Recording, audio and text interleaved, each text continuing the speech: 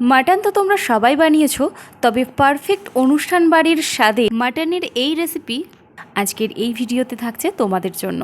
সাথে থাকছে কিছু ছোট ছোট টিপস এবং থাকছে কিছু সিক্রেট মশলা, যেগুলো আজকের এই ভিডিওতে তোমাদের সাথে আমি শেয়ার করব। বাই দ্য ওয়ে, আমি সঙ্গীতা, তোমরা দেখছো সঙ্গীতার রান্নাঘর।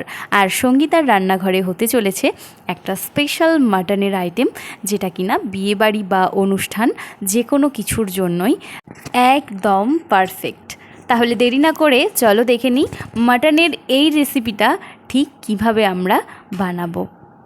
অনুষ্ঠান বাড়ির স্বাদের পারফেক্ট মাটনের এই রেসিপিটা বানানোর জন্য আমরা নিয়ে নিয়েছি দুটো বড় সাইজের টমেটো, অবশ্যই নিয়ে নিয়েছি আলু, তোমরা চাইলে আলুটা স্কিপ করে যেতে পারো। সাথে নিয়ে নিলাম আদা, রসুন এবং শুকনো লঙ্কার একটা পেস্ট। এখানে আলুটাকে ডিপ ফ্রাই করে তুলে নেব। যদি তোমরা আলুটা স্কিপ করে দাও তাহলে তো কোনো ব্যাপার না, যদি তোমরা আলু দিতে চাও তাহলে অবশ্যই বলবো আলুটাকে একেবারে ডিপ ফ্রাই করে তুলে নেবে। এবার দেখো, আমি নিয়ে নিয়েছি মাটন এবং মাটনের লবণ এবং হলুদ মাখানো ছিল, তাতে দিয়ে দিয়েছি বেশ খানিকটা পরিমাণ টক দই। আর লবণ, হলুদ আর টক দই মাখিয়ে এই মাটনটাকে চেষ্টা করবে 15 থেকে 20 মিনিট একটু সাইডে রেখে দেওয়ার। তো এখানে আলুগুলোকে আমি পুরোপুরি ডিপ ফ্রাই করে তুলে নিয়েছি। ফোড়নের জন্য দেব শুকনো লঙ্কা এবং গোটা জিরে। ফোড়নটাকে ভালো করে ভেজে নিয়ে ওপর থেকে দিয়ে দিচ্ছি কেটে রাখা পেঁয়াজ।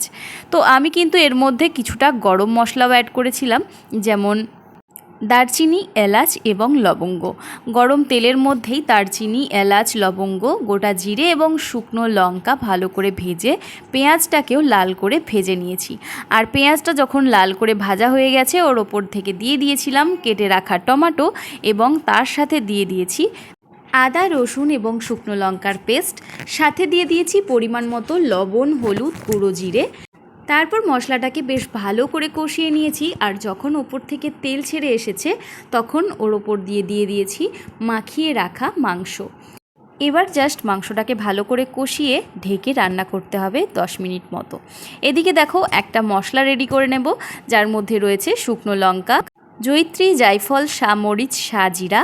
সাথে রয়েছে দারচিনি, এলাচ, লবঙ্গ, স্টারফুল এবং গোলমরিচ।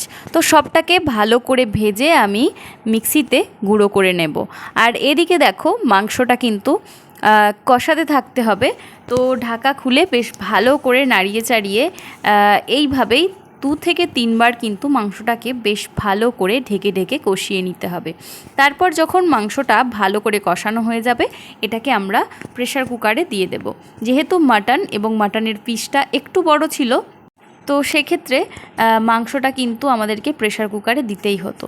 এবং অফ ক্যামেরা আমি এর মধ্যে দিয়ে দিয়েছি ভেজে রাখা আলু এবং 2 চামচ ভাজা গরম মশলা। আর শেষে দিয়েছি অল্প একটুখানি চিনি স্বাদের ব্যালেন্সের জন্য। আর তারপর জাস্ট 2টো সিটি দিয়ে নামিয়ে নিয়েছি। সো ফাইনালি একদম রেডি হয়ে গেছে অনুষ্ঠান বাড়ির স্বাদের এই মাটনের রেসিপি। আজকের রেসিপিটা তোমাদের কেমন লাগলো অবশ্যই কমেন্টে জানিও। আশা করছি তোমাদের ভীষণ ভালো লাগবে। যে কোনো ছোটোখাটো অনুষ্ঠান বা বাড়ির বড় কোনো অনুষ্ঠানে তোমরা এইভাবে মাটন রান্না করতে পারো। আর রেসিপিটা যদি তোমাদের ভালো লেগে থাকে অবশ্যই ফলো করে নিও সঙ্গীতার রান্নাঘর। আজকের মতো আসি, দেখা হবে আবার নতুন কোন রেসিপি নিয়ে।